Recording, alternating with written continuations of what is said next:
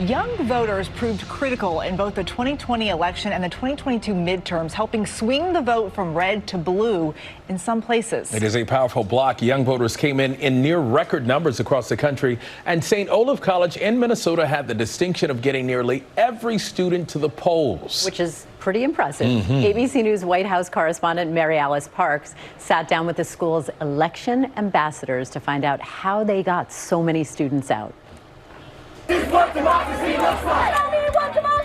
2020, young voters came out in force and helped elect the oldest president. At St. Olaf College in Minnesota, 88% of students voted, and they have lessons to share.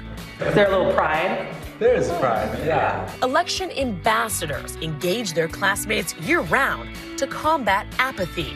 It's peer pressure of a very good variety. Being able to make that personal connection and say, hey, your voice matters. Do you feel like sometimes people need that kind of convincing? I wouldn't call it convincing. I would call it like uplifting. A personal touch. Yep, that's all it is.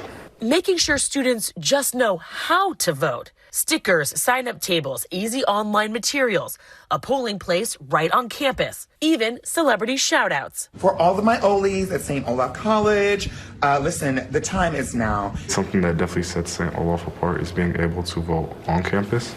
Getting candidates or getting representatives to be more engaged with any type of community, including college campuses, including immigrant communities, is one way to increase voter turnout and is a solution for that information gap. According to Tufts University, St. Olaf's turnout rate was 20% above the national average for college students, already at recent highs.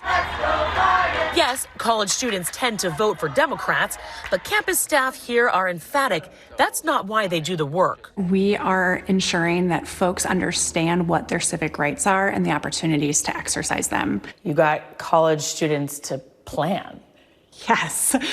There's a lot of research that says if you make a plan to vote, you're more likely to actually do it. Some Republican-led states have tightened access to the polls, with rules to limit student IDs and utility bills for voter registration. There was even a proposal in Texas that would have banned polling locations on college campuses. Not all of those young people are voting Democratic, right? When we look beyond the national trend, we see more differences amongst young people. I think that we just need to make a decision about whether as a country we want to help people participate in democracy or not. In Minnesota, the Democratic governor signing a new law this year that automatically signs people up to vote when they get a driver's license and allows 16 and 17-year-olds to pre-register.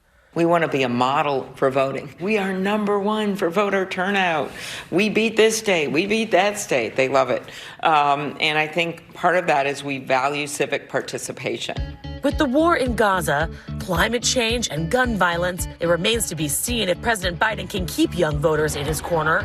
But whoever they vote for, these students at St. Olaf are committed to getting their classmates to the polls. If every single person who thought their vote didn't matter went and voted, we could see a very different election.